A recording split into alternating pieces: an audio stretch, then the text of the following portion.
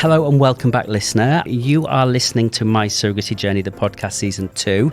It's lovely to be back in the studio with you all, and you have the pleasure of both Michael and I and one of our guests, which is set to be a really insightful episode that can affect all of us. This season's sponsor is the wonderful team at Herts and Essex Fertility Centre. And we love the team at Herts and Essex Fertility Centre. We do. They take immense pride in providing medical services of the highest calibre, tailored to suit the individual needs of each patient. In a friendly, supportive, inclusive and caring environment, Herts and Essex Fertility Centre is a leading surrogacy clinic and was awarded Surrogacy Fertility Clinic of the Year in 2008 and 2022.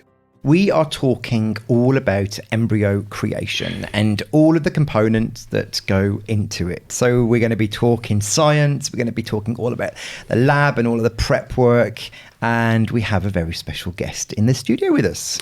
We do, and to tell us about it all today, we have the lovely Dr Lucy Richardson from Herts and Essex Fertility Centre. Hi guys. Hello. Hello. How are you?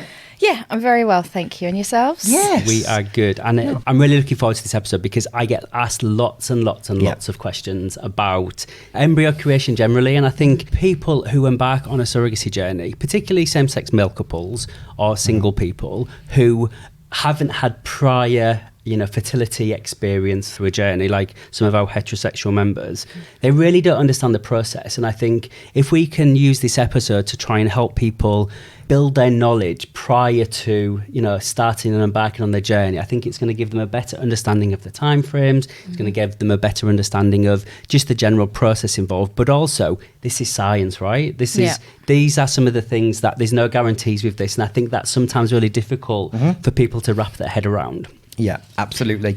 And I think we all come to this particular point when we're creating embryos. And just like Wes said, some of us will have prior knowledge and maybe have been through IVF already and have experienced unsuccessful treatment. And then, some of us will be completely blue-eyed and excited and eager to go, but again, have no prior knowledge or idea. But I also think that sometimes I speak to heterosexual members who actually have been through quite a lengthy fertility journey and still have some questions or still have to educate themselves about elements of that journey that they didn't realise. Lucy, tell us about you and give us a bit of an insight to who you are, where you come from and what do you do. So I'm the laboratory director at Herts and Essex Fertility Centre. I've been with the clinic since 2013 and I've got over 20 years of experience in both clinical and research embryology. I did my undergraduate degree at University College London in anatomy and developmental biology, and then I went on to do my PhD at the University of Cambridge in embryology under Professor Magdalena Janicka-Gertz, who is quite a well-known figure. My passion really is embryology, and it has been for quite a young age. When I was in my teens, I spent some time at the National Institute for Medical Research in a stem cell lab. And at the time, I thought I was doing all sorts of high-tech, amazing science. Literally, I was just pipetting bits of water and stuff about. But what blew my mind was that you could have a single cell that had the potential to become anything. And if you think about what we are, us sitting here today, we've come from a sperm and an egg that have joined together, undergone the most incredible transformation to become you and I. And that, even now, it sounds a bit of a cliche, it still blows my mind that one egg and one sperm, that particular combination of that egg and that sperm has made me who I am. Mm-hmm. It is mind-blowing when you you don't often think about it, do you? Let's be honest. No. When you explain it like that, you're like, wowzers. And then what then happens and what goes on is, on that process to create a baby is just mind-blowing. It is. The embryologist plays such a massive part of people's journeys, and it's they're the one person or people that actually make the whole process possible. So kind of going into that, why don't you, Lucy, just give us a bit of an overview? What is the role of an embryologist? My job in the lab is to look after your eggs, look after your sperm, look after your embryos, put the sperm and the eggs together to create a fertilised egg, and then go on and grow my fertilised egg into an embryo. We predominantly culture embryos to the blastocyst stage, which is day 5 and day 6 of their development. At that point, we are looking at making decisions as to which embryo has the most potential to give rise to a pregnancy, either through a fresh embryo transfer or a freezing technique, which is vitrification. That's a fast freezing technique. We can freeze embryos, but also eggs, sperm for fertility preservation, whether that be an elective or a decision that you wanted to preserve your fertility for the future, or whether it was through a medical necessity. So it's a very full-on job, but it's incredibly rewarding, and it really is the best job in the world, to be honest.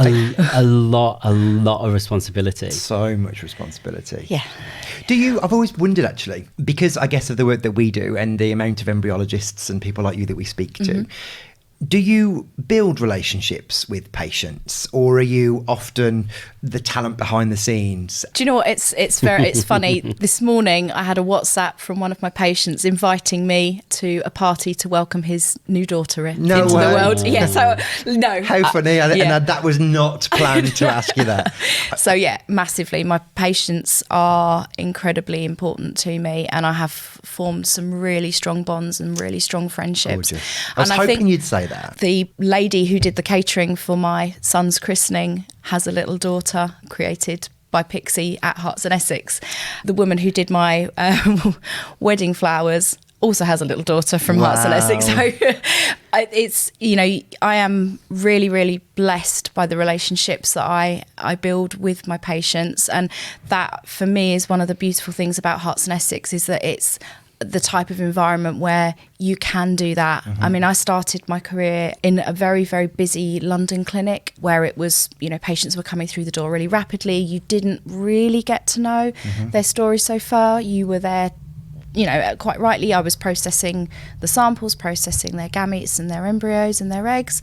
You didn't really get to know them. Patient. Whereas at Herts and Essex, that is something that's so important to all of us, really, in the clinic, in that you are a person, you have had a story so far, been on a journey, and we want to know what the next part of that journey is going to be for you. So yeah, literally this morning I had a party invite. Good, that's good. So you touched on a minute ago when doing some studying and that light bulb moment of, I want to be an embryologist. Because, I always wonder, how do people figure out that that's the career for them? Because being so niche, what was that standout moment where embryology for you was what you had to do?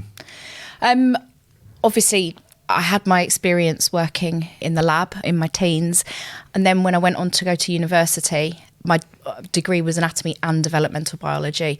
But for me, it was the development aspect that was just mind-blowing. Every single aspect of it really just fascinated me.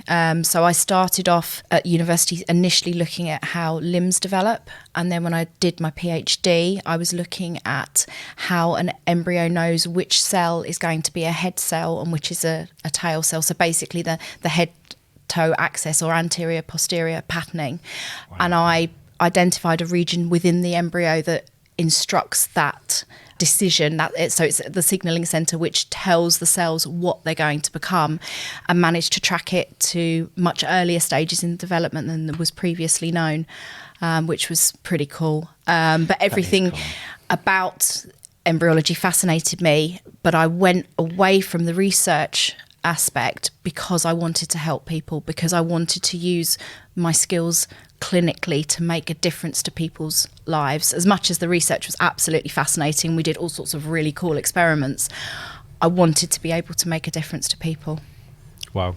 Lucy, talk to us about if the listener is going through a journey, whether they're creating embryos as a same-sex couple or they're creating them as a hetero couple or single, what interaction would a set of intended parents typically have with an embryologist if they've got to the point of fertilisation? Just quickly talk us through that pattern, because I know a lot of people are unsure about it, but like the day 1 to day, or is it day 0 to day 5?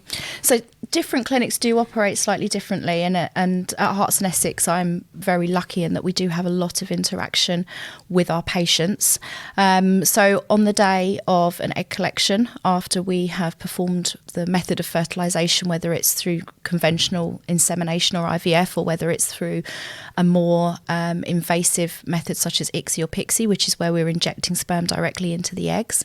We will call the patients and give them an update, let them know how the process has been, what the sperm parameters were like on the day, what we have in terms of egg numbers, and then talk them through what the anticipated outcomes will be. So what an average fertilization rate will be, the risks of the procedure, which sadly would be the risk that it failed to fertilize, and then give them guidance as to how much interaction and when we're going to be contacting them. So the following day, after we've done our procedure in the laboratory, we check our eggs for fertilization. So at that point, we then give the patients another call, let them know what we have in terms of numbers, and then confirm for them the plan moving forward, whether that would be continued culture for a transfer, or perhaps continued culture for freezing or storage, whether we were performing any additional processes alongside that treatment cycle, such as genetic testing of the embryos, and guide the patients accordingly. The patients have complete access to us in the lab, so they can contact us at any time point. We use a secure messaging service that we can contact the patients with. So if it's a bit difficult for them to talk, if they're at work, or we can interact through the messaging portal or directly speaking to the patients on the phone. When the patients then come back in for embryo transfer, we'll have time to talk through how the cycle's gone, what we have in terms of embryo availability, whether there's any freezing, whether we're looking at transferring 1 or possibly 2, or in very rare circumstances up to 3 embryos, and help guide the patients accordingly with that decision-making process. You touched on a really good point there in terms of like double or triple embryo transfer. In a case for surrogacy, what's the likelihood of doing a double embryo transfer? Generally, we will be recommending a single embryo transfer. We know that transferring 1 embryo on its own, if the quality is good, is the most appropriate way of achieving a live birth, a healthy live birth outcome, and that's what we're aiming for. We can, according to our governing body, transfer up to 2 embryos from eggs that were created by somebody that was under 40, but really that is going to increase the risk of a multiple pregnancy, particularly if the embryo quality is good. Multiple pregnancies are more difficult pregnancies and more risky pregnancies, both for the lady and potentially for any babies born as a result of that treatment. So wherever appropriate, we will always recommend a single embryo transfer. I get asked it a lot, and I think, when I talk to people, it's all about assessing risk, and it's about whether the clinic has the ability to be able to do that. And I think it's by, looked on a case-by-case basis. And particularly if, we're in a position where we have excellent results with our frozen embryos. So if we are in a position where we have embryos left over for freezing, then there really is no reason to transfer more than 1 embryo on a cycle. You also said something which was really interesting, and that was talking to patients about those ratios. So from an egg collection, then fertilization. Firstly, I can imagine you're all really excited to get into work to see the results of the previous day's work. Absolutely. But again, another question that we get a lot, don't we, Wes, is 12 eggs are collected. Statistically, where am I going to be? Yeah. What is really important that we counsel the patients to understand is that throughout the treatment cycle, there will be a progressive drop down in numbers. And sometimes that if you're not prepared for that, that can be difficult to receive that information. So when a lady is stimulating, we are looking at the growth of the follicles. So these are the structures within the ovary that potentially will contain an egg. It's very common that you will have fewer eggs collected than you have follicles. That's completely normal. When we are looking at our eggs themselves, not all of them will be able to fertilise. So an egg must be mature in order to fertilise. We'd anticipate around about 80% of eggs will be mature, but not all of them, and not all of the time. So we may have an unexpected drop down in numbers from that point. After we've put the sperm and the eggs together, again, we're not expecting all of our eggs to fertilise. So we'll be looking at around about 65-70% to fertilise. Again, it can be higher. Sometimes all of our eggs will fertilise, but the risk is still there that none of them will. Once we've seen that we've got eggs that have fertilised, not every fertilised egg is able to go on and develop and divide. So again, we're dropping down in numbers there. And if we're culturing onto the blastocyst stage, there is a risk that none of the embryos will get there. There's an important transition between the way that the embryo develops, that happens on around about day 3 of development, where the embryonic genome has to switch on. Not every embryo is able to switch on their genome. So again, we are going to be losing and dropping down in numbers. So if, we're starting off with 10 eggs, just because the maths is slightly simpler, we'd be then looking at, say, 8 suitable for treatment. Of those 8, maybe 6 that have fertilised. Of those 6, maybe 3 that get to the blastocyst stage, of which maybe 1 is good quality. But you only need that one. You do. But that's really important because, it's one of the... I think it's really important to prepare yourself for treatment and to be psychologically in the zone and clinically aware of what the process is. Because as you said, it's such a mammoth, what the cells have to do in that process. It is, and I think particularly if you are a same-sex male couple who are looking to split the eggs, both fertilise and have embryos to be able to look at future children, that is always a tough one. Yes. And I think also sometimes, some intended parents, they get really low numbers and they see that as a failure. And absolutely, I understand that. But I think the biggest takeaway for me on, what you've just talked about, Lucy, is that there's no correlation to eggs collected versus, there's no stats is that say that if you get this amount of eggs, you're going to get this amount of embryos. There's so many factors as you've just described. And also genetic compatibility as well, isn't there? That plays a massive part in that. As much as, we are approaching this with science and medicine, it's nature. And that is something that's inherent to itself, and you cannot control that. You can only do so much. Exactly. I know that I can put a normal looking sperm with an egg. I know that I can do my processes and my procedures to the very, very highest of standards. But if that egg and that sperm don't interact overnight in the correct way to achieve fertilisation, I can't fix that. And I think if there's one thing that the listener takes away from this episode is particularly all of the components that you just walked through, Lucy, is the terms of there's so many factors that are going to impact the numbers. It's not like there's just 1 or 2 factors. There's so many factors. And I think that's what people need to bear in mind when they do start this process, that, only getting a low number of embryos isn't a failure. It's, it's a success. You've got embryos that are at blastocyst stage. But I think it's about managing your expectation.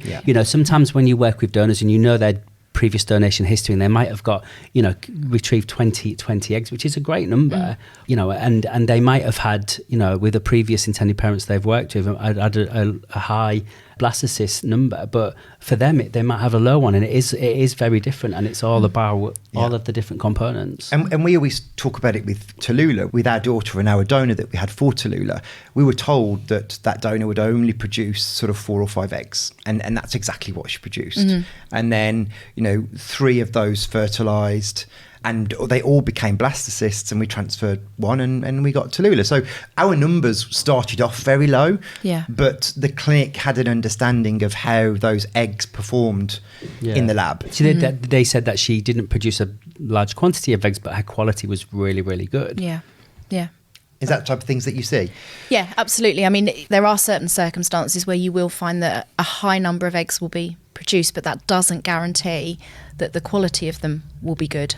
That's really, really important. The age of the donor is important, as well as a ovarian reserve, which would give us an indication of how many eggs we're likely to recover from the donor or from the woman, but it doesn't necessarily correlate. That's why it's so important that we do have that interaction with our patients or our intended parents, so that we can inform them, counsel them, because if you understand that having 1 blastocyst, it doesn't mean it, as you say, it's a failure. It doesn't mean it's a bad result. Actually, it's a fantastic result, because you've got that 1 blastocyst. Provided that you are aware and you're understanding, it can make your journey very different, and that's really important as well. Really and if I think back to all of the intended parents that I've worked with who have been creating embryos, there is such an array of differences. You have from an understanding point. No, but just in terms of their numbers point of view and what they achieve. I've got some IPs, same-sex male, who've both got like 8 or 9 embryos each. Where again, I've got some IPs where one IP's got 1 and the other one's got 2. And there's this big thing as well, isn't there, Lucy? And I'm going to throw this into you, but there's so many embryos in tanks that have just got you're never going to use them. So I think when you're at the start of your obsess journey, over it, you don't do. you? It's all about, it's a numbers game, isn't it, right? And it's Yeah. about giving you the best chance of success. And there's this perception that having this high volume of embryos is going to give you that best chance of success. And there is some rationale behind that. But also, we're a prime example. I've got 5 embryos in the tank at a clinic. Michael's got 2. You know, there's a chance we're probably going to use hopefully another one of those, but then I'm going to have all these embryos that I'm not going to use, you know. So it is about a shift in mindset about success, and it doesn't always mean, you know, high volumes of embryos. But then on the flip side, we have IPs who have burnt through embryos time after time. Yeah. What I'm trying to say here is it's the unknown, and nothing is a failure as long as you've got enough to be able to move forward and you know, start or complete your journey. And have a clinic that supports that and, you know, makes you aware of that right from the get-go to support you through it, because it is a difficult journey to navigate. And if you don't have a backbone of a good clinic or a good agency supporting you throughout it, then it can become a much more difficult journey. That first 5 days is so stressful. I remember receiving the calls at work, and you know, you've got to take, you know, if your clinic doesn't use an app, you know, I had to take a call, and it's, you know, it's that roll of the dice, you know, what's happened overnight, and then, you know, off you go and carry on with your daily work, you know, depending what news you've just been given. That first 5 days is just key to make sure you're getting the support from somewhere. Yeah, I mean, so at Herts and Essex, we use something called continuous closed culture, which means once we've checked our eggs for fertilisation, they go back in the incubator, and if we're transferring at the blastocyst stage or freezing at the blastocyst stage, they stay there undisturbed. So we're not taking them out, and we're not checking them on a daily basis, because we know taking them out satisfies a bit of curiosity. Absolutely, we can give the patients that information, but ultimately, if we're aiming for a blastocyst transfer, it doesn't matter necessarily how many cells we've got on day 2 or day 3, because it's what happens at the end result. So for our patients, bless them, we tell them how many we've got fertilised, and then they put their trust in us that we're doing the best for the patients, which obviously we absolutely are, but it's a very scary experience. Because then you won't hear until towards the end of whether you're at day 5 or day 6. Correct. And there's often a lag, isn't there, with some of them are a bit slow developing, and it will move into day 6. Yeah, absolutely. Not every embryo will necessarily get to the blastocyst stage on day 5. So although we would choose to perform transfer on day 5, we may find, you know, I'm saying to a patient, we've got one good embryo to go back for you. I've got some that are at early stages of blastocyst formation. They're not where I need them to be for freezing just yet. The next day we could be having a different conversation in that they're there now. They're just a bit lazy. That is definitely what happened to one of ours, for sure. Yeah, but I hear it all the time in the IPs that get quite worried, and I'm like, this is quite normal. Some of them lag behind, they just take a little bit longer, but the team in the lab are going to kind of guide you on that. I guess this is a nice segue to talk about testing and what those options look like. And the acronyms seem to be changing constantly. It was PGS and PGD. Talk to us about the testing options that are available for your embryos. Okay, so as you say, the acronyms do change. So PGS was pre-implantation genetic screening, is now called PGT-A, which is pre-implantation genetic testing for aneuploidy. What that technique does, it looks for the number of chromosomes within a cell. So we know that there needs to be a certain number of chromosomes in a cell, and if an embryo has that, it's called euploid. That means normal. If it has the wrong number of chromosomes, it's called aneuploid or abnormal. Aneuploidy itself doesn't necessarily mean that you wouldn't go on to have a live birth. For example, a type of aneuploidy is Down syndrome. Okay. But there are other types of aneuploidies that would result in either an embryo not implanting or a miscarriage. So PGT-A is a method of screening embryos to look for ones that have the correct number of chromosomes. This is an embryo selection technique, whereas PGD, which was pre-implantation genetic diagnosis, is now termed either PGT-M or PGT-SR. Wow. And these are looking at single gene disorders for the case of PGT-M. For example, if you have a family history of a genetic disorder, if say you have the BRCA gene and you are predisposed to either breast or ovarian cancers. PGT-M is a method that can screen those embryos to identify which ones would carry that particular fault. So fascinating. And be used as a method to eliminate the possible transmission of a single gene disorder. Wow. PGT-SR is looking at inversions or duplications or deletions of chromosomes that can prevent healthy embryonic development.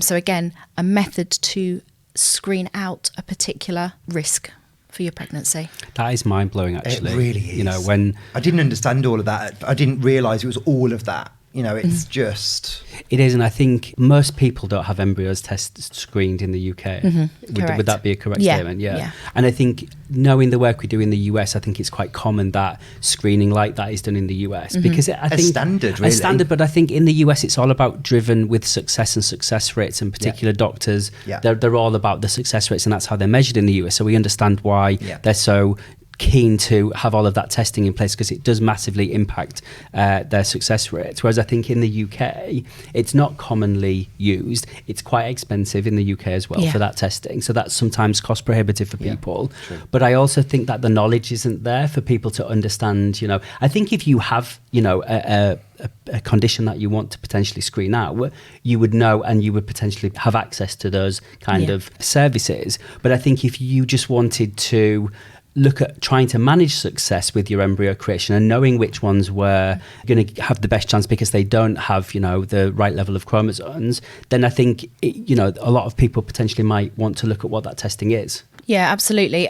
The differences really between the US and the UK would come down to regulation. Yeah. So we are very heavily regulated by the HFEA, quite rightly, because they're there to protect the patients and make sure that we are, you know, offering treatments that are scientifically robust, that we're not performing things unnecessarily. Yeah. It's an incredibly important framework to work within, and certainly I would not want to work without the framework of the HFEA. In the States, they don't have that same regulation. Because of that, they are more easily able to offer additional services. So the HFEA are, again, quite rightly, want patients to be aware of what clinics are offering them, and they do have something called the HFEA traffic light system, where a clinic were to offer an additional service, for example, genetic testing of an embryo. They've given the efficiency of those particular techniques a colour-coded rating. Now, PGT-A is currently colour-coded as a red, which means the HFEA do not recommend routine application. There is acknowledgement that for some patients it may be of benefit, but it's not something that they feel that the scientific evidence is sufficient to routinely offer to all patients. It is acknowledged that the application of PGT-A is useful in reducing miscarriage, but what the large randomised controlled trials did not show was that they would increase the likelihood of having a live birth. Okay. Which is true. But you could reduce the miscarriage. You could reduce the miscarriage. Which still feels really important to me. I would not class reducing the risk of a miscarriage as a secondary outcome. No, not at all. For any woman or couple or intended parents who have gone through a miscarriage, it is an absolutely devastating thing to have to deal with. Yeah. And from my perspective, if I have the tools at my disposal to prevent someone going through that, then I would like to do so. Yeah, for sure. And I think in the context of surrogacy, you know, where a set of intended parents are working with a surrogate, if those embryos are PGS tested, we know that they're chromosomally normal. Not PGS. I'm old school. But they know that they are chromosomally normal. Then what I talk about with IPs, it's all about, you know, vying for success. What can you do to increase your chances of success? And knowing whether you're putting an embryo back, which is chromosomally normal, does stand a better chance, doesn't it? Yeah. You're kind of dealing with information there, aren't you? Yeah. I mean, a healthy live birth outcome is going to come from an embryo that is chromosomally normal. Yeah. It's going to come from a euploid embryo. Small caveat to that, there is something called mosaicism to throw into the mix. Yeah, I hear about this. Right. So when we're performing the embryo biopsy, which is what we need to do in the laboratory to test the embryo genetically, we need to take a small number of cells from the embryo. So we take it from the outer layer, which is called the trophectoderm, which are the cells that will contribute to placenta, and we leave the inner cell mass, which are the cells that contribute to fetus, undisturbed. When we take a handful of those trophectoderm cells, say 6, 7, 8 cells, and send them off to testing, it may be that we have some cells that come back as normal and some cells that come back as abnormal. So we've got a mixture, which is what we call a mosaic embryo. Now, there's different levels to mosaicism. You can have a low-level mosaic or a high-level mosaic. So a low-level mosaic would mean we have more normal cells than abnormal cells. And with the provision of the correct genetic counselling, it's possible to transfer those embryos. We wouldn't recommend the transfer of a high-level mosaic, which is one that has more abnormal cells. Okay. In the past, the differentiation between an abnormal and a normal embryo, the lines were slightly blurred by the fact that we had this mosaicism. So some of the hesitation from the sector in general with application of the PGT was there were instances where people would insist on transferring what we've called an abnormal embryo, but it's gone on and given a live birth. So the fear would be, well, how many of these embryos that we've said to a patient is abnormal and that we have not transferred actually could have given a live birth? But the technologies that we have now to assess the genetics are so much more advanced and more robust now that is no longer the issue that it had been previously. Because you can assess the ratio of abnormal and normal cells because of that later technology. I get you. That makes sense. Lucy, you mentioned just about the biopsy on day 5 prior to freezing. And this blows my mind too, this biopsy part. So some people talk about retrospective testing. And we hear about your risk associated with the thaw of the embryo, retrospective biopsy.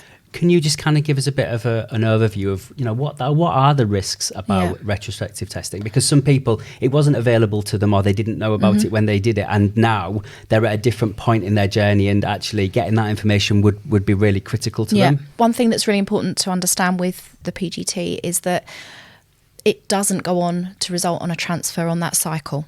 So you would have your eggs collected, your embryos formed, you'd have your biopsy performed on your embryos, and then the embryos would be frozen while we wait for the results to come round. So that's really important that patients are aware that if they are embarking on that, they do not have a transfer. Now, you're quite right. Patients can have embryos that have been frozen, that have not been genetically tested. But to do that, what we would need to do is we need to thaw the embryo. We then need to biopsy the embryo. We then need to refreeze the embryo while we wait for those results. And then we need to thaw the embryo again. Embryos are not like chicken. You can refreeze. So if it has been thawed out already, you can refreeze those embryos more successfully. But every step of the way, we're performing more manipulation on the embryo. And it's more stress on the embryo. So there is a risk that the embryo may not survive the initial thawing to then do the biopsy itself, or the freeze and then the subsequent thaw. The same risk really does exist for embryos that are being tested whilst they are fresh at the point of creation. Again, not every embryo will survive the freezing and the thawing. Not every embryo will survive the biopsy. So that is a risk that you may not have embryos suitable for transfer after testing. That'll make sense. Something else just came to my mind as you were explaining that. If someone is going through genetic screening on their route, so they're doing all the blood work, CGT plus, our members. Extended screening, get access to that through my Surrogacy Journey. That's obviously looking for certain genes and genetic conditions. If someone, all parties, egg and sperm, are doing that, is there still a need for further genetic screening of the embryo? Is that just another test and more expense, or are there gaps to continue doing further testing? That's a really good question. So with the CGT that we're performing on our egg and our sperm donors, what we're looking for is rare conditions. And what we want to see is that you're not a carrier for the same condition that your potential donor is also a carrier for. Now, if you screen any of us sitting here, we will be a carrier for some form of recessive condition. That's completely normal. But what we don't want is obviously to pair a donor and a recipient that have the same particular recessive condition. Do you guys do the complete? No, we do. It's called CGC Plus, and I think it's 450 for 550. We don't do the full one, which is over 1,000. Yeah, because if you were doing the full one, perhaps you could argue that the additional testing of the embryo is not necessary, but there is the risk there. Yeah. Okay. There is going to be gaps. I just wanted to understand that, because that's so there's still potential risk, or there could still be conditions that aren't picked up in the in extended. Lucy, earlier we talked about some acronyms. Let's do a quick fire on some of these acronyms. So we hear a lot about ICSI and PICSI, and I think those are quite common ones that are out there. And I'm sure there are more that are not as widely known. But would you mind just giving us a bit of an overview of, for the listener, if they don't understand what ICSI or PICSI is, what are they? So in the lab, we have different methods to put the sperm and the eggs together. The method that we opt to use is predominantly dependent on the sperm parameters. So the three main ways would be, first of all, IVF, which is obviously the broad term that is being referred to when you have a treatment cycle, but it actually stands for in vitro fertilization. So with in vitro fertilization, what we're doing in the laboratory is, if all of the sperm parameters are nice and normal, so we've got good number of sperm, good number that are swimming, shaped nicely, what we do is we purify a set concentration of the best sperm, pop them in a dish with the egg, and then we hope that overnight the sperm will fertilize that egg naturally, so it will naturally swim and fertilise the egg. For couples or individuals where perhaps the sperm parameters are a little bit poorer, so perhaps we have a lower number of sperm that don't swim quite so well, or we've got higher levels of abnormally shaped sperm, we perform something called ICSI, and that's intracytoplasmic sperm injection. And if you see IVF on the news or whatever, you see a picture of ICSI. Okay, so it's the standard. We've got an embryologist who is holding an egg with a glass pipette and then injecting a sperm in with another smaller glass pipette. So that's ICSI. PICSI is a modification of the ICSI procedure, and it's physiological intracytoplasmic sperm injection. Wow.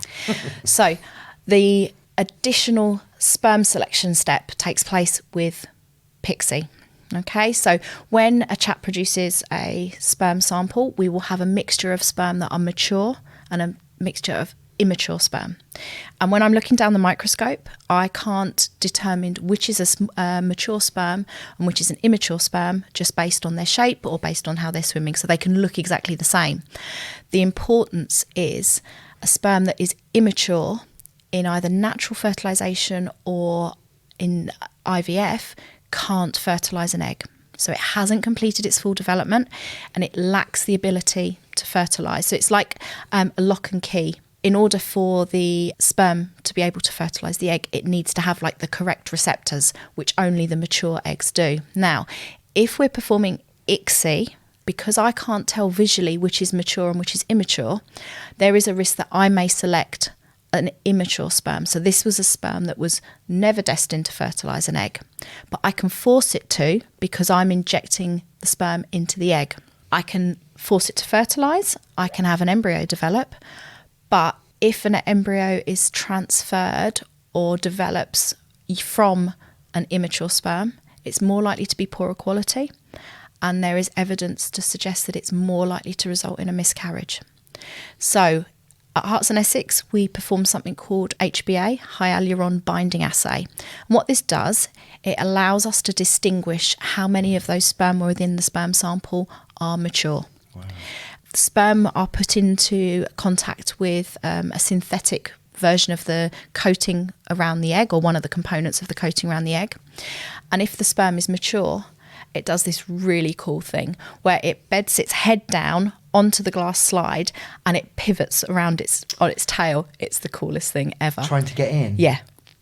Yeah. And that's how you know which are the mature ones. Whereas if like it's trying to drill itself in, basically. Yeah, that's exactly what it's trying to do. But whereas if it's an immature, it hasn't got the correct receptors. Oh, bless. Swims off, not interested.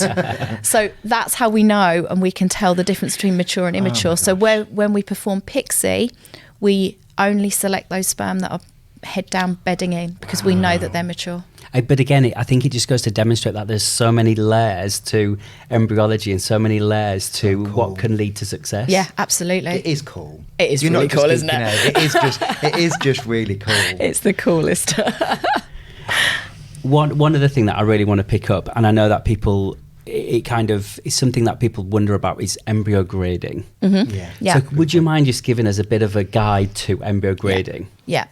So traditionally, how an embryologist would choose which embryo to transfer would be based on the shape and the appearance. We know that an embryo develops in quite a stereotypical pattern. So on the day of fertilisation, we've got one single cell. By day 2, I want my embryo to have divided to have either 2, 3, 4 cells. By day 3, again, we've had more division. We're looking at 6, 7 and 8 cells. By the time we get to day 4, the embryo starts to undergo a transitional phase of compaction, and then we get to the blastocyst stage on day 5 or day 6. Because we use the closed culture, we're not looking at our embryos after fertilisation. The first time point that we're grading our embryos would be on day 5. So there's 3 things that we're looking at, and we've got a number and then 2 letters for the grading. So the first number refers to how mature or expanded and developed the blastocyst is. So within the centre of the blastocyst, we have a cavity that forms, and as that cavity pushes, the larger the cavity, the higher the number. It gives us an indication of what stage of blastocyst development that embryo is, and it goes from 1 to 6. I wouldn't really expect to see any embryos at 6 on day 5 because that means it's fully hatched out of the shell that surrounds it. But I have seen pregnancies from blastocyst grading at 1 all the way up to 6. So the number gives us a tool to select which is the most mature blastocyst. Then we've got the 2 letters. And that's just a moment in time, isn't it? Exactly, yeah. Then we've got our 2 letters, which give us an indication of the quality of either the inner cell mass, which are a central ball of cells within the embryo, which go on to contribute to fetus, or the trophectoderm, which are the cells, as I've mentioned, that surround the outer layer that go on to form the placenta. A typical grading scheme would run from A, being top quality, down to D and E, which would be much poorer or absent or degenerate. So we use a combination of letters and numbers to give the embryo the grade. That grading is used to distinguish between a patient's group of embryos, which is the strongest looking for transfer. So if I were to perform an embryo transfer and I'm saying to you, I've got an embryo that is a 2cc, it's on the poorer end of the spectrum, average to fair, but more leaning towards the poorer. But that doesn't mean that embryo is not going to give rise to a pregnancy. And similarly, if I'm performing an embryo transfer with an embryo that I've graded as a 5AA, that again does not guarantee that you will go and give rise to a pregnancy. So a lot of our patients are quite hung up on what's my grade, what's my grade. What is really important that I convey to my patients is I have selected for you the strongest embryo from your cohort, the one that is most likely, based on appearance, to give rise to a pregnancy. It doesn't necessarily reflect whether it will or not, based on the grading. Interesting. And do other clinics or other embryologists grade differently, or is that the standard way? Like a universal grading system? Yeah, so the standard grading system for embryos would be to grade a blastocyst in that manner. Yeah. The majority of clinics within the UK subscribe to something called the NEQAS scheme. With NEQAS, what we're doing is we have every clinic that's involved in the scheme is sent some images of embryos, and we all have to grade them, and then we submit our results to NEQAS to make sure that we are all grading aligned. Exactly. Cool, that's interesting. Yeah, I didn't realise that there's so much, obviously science behind it, but there's so much of a joined up approach to ensure that there's the consistency of the grading across everyone's clinic.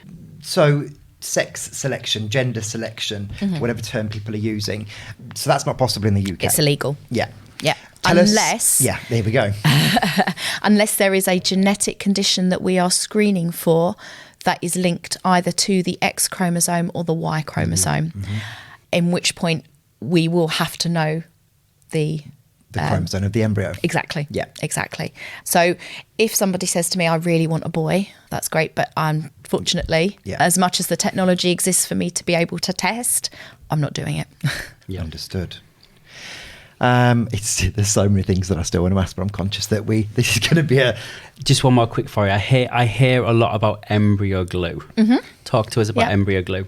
So embryo glue is also classed as an add-on by the HFEA, but it's amber, which means there is more evidence to support its clinical application and its benefits. Embryo glue, we're not sticking anything into place. It's not a Pritt stick or a super glue. What it is a special medium that we use within the laboratory that is rich in something called hyaluron, which is thought to more closely mimic the uterine environment. So the theory behind it is that we prime the embryo in the environment into which it should hopefully go on and stick. Yeah. So it's something that we would use in the laboratory. It's an option for the patient. It's just a slightly different form of culture media. It wouldn't change the process in terms of embryo transfer for the patient, but certainly it's something that we are able to offer our patients should they wish to go for. Amazing. I feel like there's been so much covered. So much. Not even what we've got written down in front of us. No, but this is always the way, isn't it? And I think for me, the information that you've talked through, Lucy, and all of the kind of the different elements of embryo creation on all of the components, if the listener didn't know a lot of that stuff when they started listening to this podcast, they should do by now, because I think we have covered lots and lots of ground, and I personally think it has been really, really useful. This is going to be one of those episodes where we refer so many members and people back to this particular episode, because this was really helpful. Oh, but do you know what? Then absolutely fantastic, because that's as much as my job in terms of the hands-on is really, really important. The education and the supporting patients is super important too. And this is probably why Herts and Essex call you the Queen of Sperm, isn't it? That is your title that they give you at Herts and Essex. I get rather excited about sperm. I can't lie. Don't we all? So the Sperm Queen is your official title. Yes, it is. Mine, the laboratory director. I think. I think we need to change the intro now. Yeah, we do.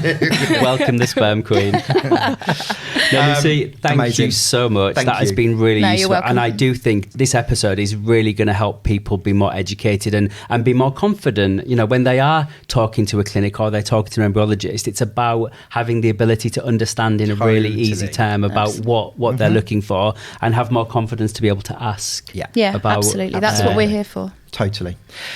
So anyways, don't forget, if you need your podcast fix, we're back every Monday, proudly sponsored by Herts and Essex Fertility Centre, one of the top performing fertility clinics in the UK, and has some of the best success rates in the east of England.